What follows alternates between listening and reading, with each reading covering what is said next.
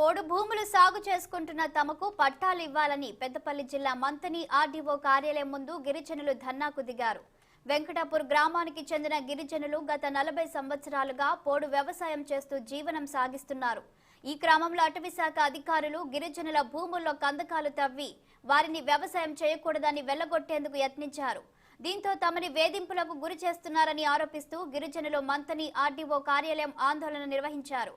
నిరసనకారులకు వ్యవసాయ కార్మిక సంఘం నేతలు మద్దతు ప్రకటించి మాట్లాడుతూ ముఖ్యమంత్రి కేసీఆర్ దళితులకు 3 ఎకరాల భూమి పంపిణీ చేస్తామన్న హామీని ఇంతవరకు నెరవేర్చలేదని మండిపడ్డారు. రెవెన్యూ అధికారులు ఇప్పటికైనా తమ సమస్యను పరిష్కరించి పోడు చేస్తున్న వ్యవసాయ భూములకు పట్టాలు ఇవ్వాలని మంతని ఆర్డీఓకు వినతి పత్రం అందజేశారు. మంతిని మండలం వెంకటపురం గ్రామానికి చెందిన గిరిజన కుటుంబానికి చెందిన నాయకపోళ్ళు దాదాపు 25 కుటుంబాలకు చెందినటువంటి గిరిజనులు ఈరోజు మంత్రి ఆర్డీఓ ఆఫీసు ముందు దండ చేయడం జరుగుతుంది. వీళ్లకు గతంలో 40 సంవత్సరాల క్రితం వీళ్ళ తాత ముత్తాత నుండి అడవిని కొమ్మ కాయ కొట్టుకొని పోడు వ్యవసాయం చేసుకొని ఆ చేనులో వరి మక్కలేసుకొని జీవనం కొనసాగిస్తున్నారు.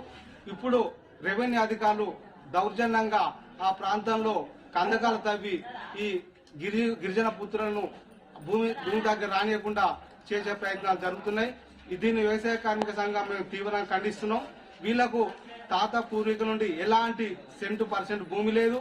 కాబట్టి ముఖ్యమంత్రి కేసీఆర్ ఉద్యమ సమయంలో గాని ఎలక్షన్ సమయంలో గాని ప్రతి దళితునికి 3 ఎకరాల భూమి ఇస్తానని హామీ ఇచ్చిండు. ఆ హామీ నెరవేర్చకపోగా ఈ రోజు గిరిజనులు దున్నుకున్నటువంటి పోడు భూములకు కూడా నోటిగా